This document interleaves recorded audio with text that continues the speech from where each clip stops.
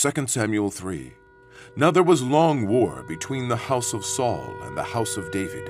But David waxed stronger and stronger, and the house of Saul waxed weaker and weaker. And unto David were sons born in Hebron. And his firstborn was Amnon, of Ahinoam the Jezreelitess. And his second, Chileab, of Abigail the wife of Nabal the Carmelite. And the third, Absalom, the son of Maacah, the daughter of Talmai, king of Geshur. And the fourth, Adonijah, the son of Haggith. And the fifth, Shephatiah, the son of Abital. And the sixth, Ithream, by Eglah, David's wife. These were born to David in Hebron. And it came to pass, while there was war between the house of Saul and the house of David, that Abner made himself strong for the house of Saul. And Saul had a concubine, whose name was Rizpah, the daughter of Aiah. And Ishbosheth said to Abner, Wherefore hast thou gone in unto my father's concubine? Then was Abner very wroth for the words of Ishbosheth, and said, Am I a dog's head, which against Judah do show kindness this day unto the house of Saul thy father, to his brethren, and to his friends, and have not delivered thee into the hand of David, that thou chargest me today with a fault concerning this woman? So do God to Abner, and more also, except as the Lord hath sworn to David, even so I do to him, to translate the kingdom from the house of Saul, and to set up the throne of David over Israel and over Judah, from Dan even to Beersheba. And he could not answer Abner a word again, because he feared him. And Abner sent messengers to David on his behalf, saying, Whose is the land? Saying also, Make thy league with me, and behold, my hand shall be with thee, to bring about all Israel unto thee. And he said, Well, I will make a league with thee, but one thing I require of thee, that is, thou shalt not see my face, except thou first bring Michal, Saul's daughter, when thou comest to see my face. And David sent messengers to Ishbosheth, Saul's son, saying, Deliver me my wife Michal, which I espoused to me for 100 foreskins of the Philistines. And Ishbosheth sent, and took her from her husband, even from Phaltiel, the son of Laish. And her husband went with her along, weeping behind her to Bahurim. Then said Abner unto him, Go, return. And he returned. And Abner had communication with the elders of Israel, saying, Ye sought for David in times past to be king over you. Now then, do it. For the Lord hath spoken of David, saying, By the hand of my servant David I will save my people Israel out of the hand of the Philistines, and out of the hand of all their enemies. And Abner also spake in the ears of Benjamin. And Abner went also to speak in the ears of David in Hebron, all that seemed good to Israel, and that seemed good to the whole house of Benjamin. So Abner came to David to Hebron, and 20 men with him.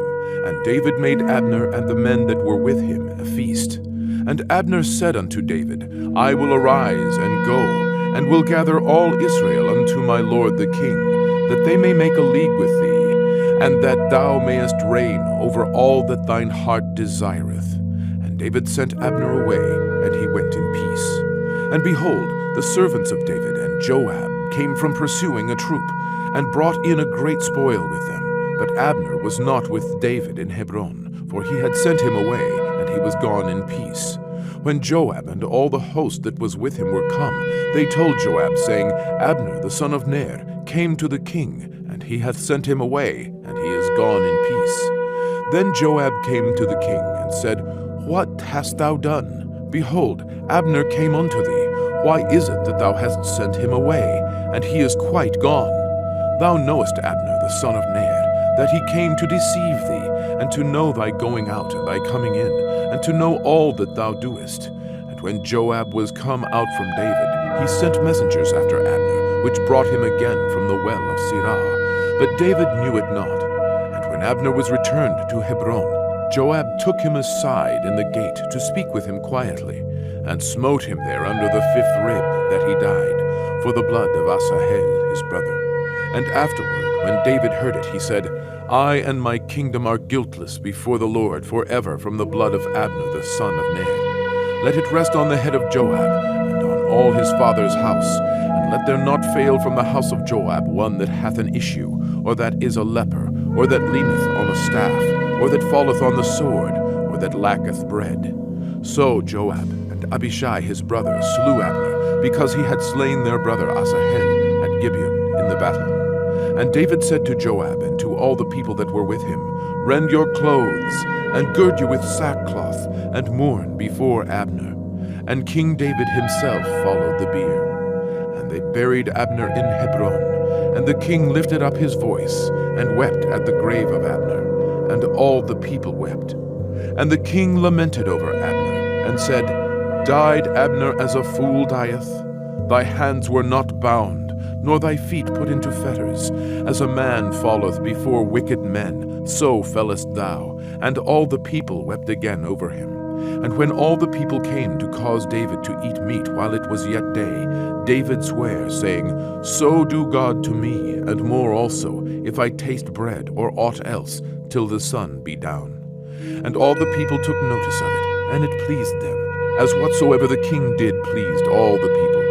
For all the people and all Israel understood that day that it was not of the king to slay Abner the son of Ner. And the king said unto his servants, Know ye not that there is a prince and a great man fallen this day in Israel? And I am this day weak, though anointed king. And these men, the sons of Zeruiah, be too hard for me.